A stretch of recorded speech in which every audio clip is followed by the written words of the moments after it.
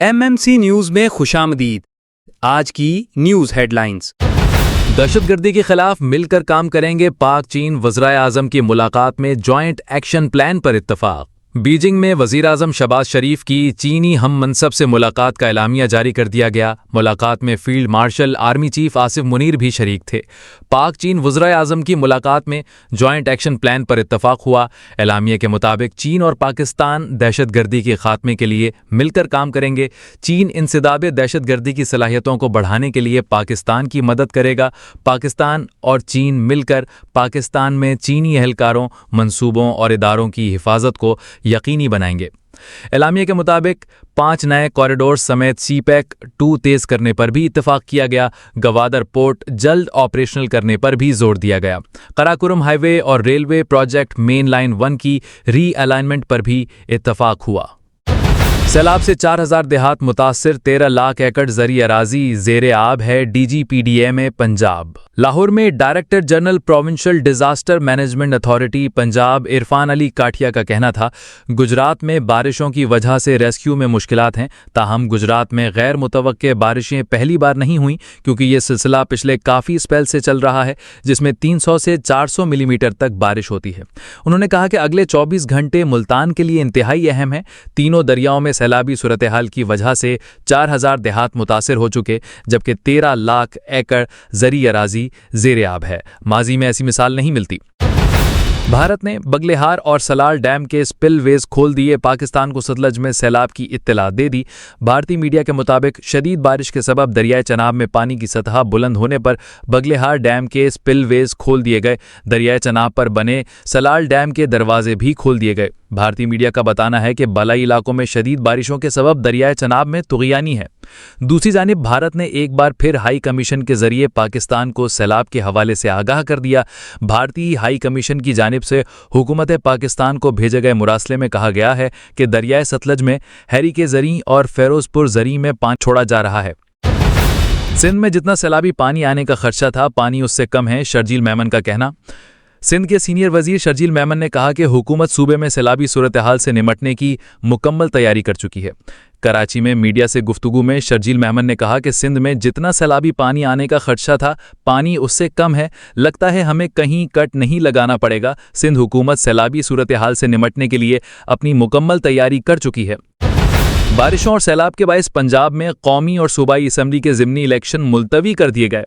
بارش اور سیلاب کے باعث پنجاب میں قومی اور صوبائی اسمبلی کے ضمنی الیکشن ملتوی کر دیے گئے ہیں۔ پنجاب میں ضمنی الیکشن ملتوی کرنے کے حوالے سے الیکشن کمیشن کا آرڈر جاری ہو گیا ہے۔ الیکشن کمیشن کے مطابق NA 66 وزیر آباد، NA 96 فیصل آباد، NA 104 فیصل آباد، NA 129 لاہور، NA 143 ساہیوال میں ضمنی انتخابات ملتوی کیے گئے ہیں۔ PP 73 سرگودھا، PP 87 میاں والی، PP 98 فیصل آباد، PP 203 ساہیوال میں بھی ضمنی الیکشن ملتوی کر دیے گئے ہیں۔ الیکشن کمیشن کے مطابق پنجاب میں سیلاب کے باعث مواصلات کا نظام درہم برہم ہے۔ سیلاب کے باعث پنجاب میں سرکاری اور نجی انفراسٹرکچر تباہ ہوا ہے۔ سیلاب سے سرکاری اسکولوں کی عمارتیں بھی تباہ ہوئی ہیں۔ یہ عمارتیں پولنگ اسٹیشن کے قیام اور الیکشن ریکارڈ اسٹور کے لیے استعمال ہوتی ہیں۔ 7 سے 10 ستمبر تک سندھ میں تیز بارش کی پیشگوئی، کراچی سمیت مختلف شہروں کے نچلی علاقے زیر آب آنے کا خدشہ۔ محکمہ موسمیات کے مطابق ہوا کا کم دباؤ اس وقت بھارتی ریاست مدھیہ پردیش میں ہے۔ ہوا کا کم دباؤ 6 ستمبر کو راجستھان سے ملحقہ سندھ کے علاقوں تک پہنچنے کا امکان ہے۔ اس نظام کے باعث سندھ اور پنجاب کے مشرقی علاقوں سے 6 ستمبر سے تیز مانسون ہوائیں داخل ہونے کا امکان ہے۔ محکمہ موسمیات کے مطابق 7 سے 10 ستمبر کے دوران تھرپارکر، مٹھی، اسلام کوٹ، نگر پار، چھانچرو، عمرکوٹ، میرپور خاص، سانگھڑ، خیرپور، شہید بینظیر آباد، مٹیاری، ٹنڈو والا یار، ٹنڈو محمد خان، حیدرآباد، ٹھٹا بدین، سجاول، جامشور و دادو کشمور، سکھر، لاڑکانہ، جیکب آباد، شکارپور، گھوٹکی اور کراچی میں بارش کا امکان ہے۔ مسلسل چوتھے دن بھی اسلام آباد اور پشاور سمیت ملک کے مختلف شہروں میں زلزلے کے جھٹکے۔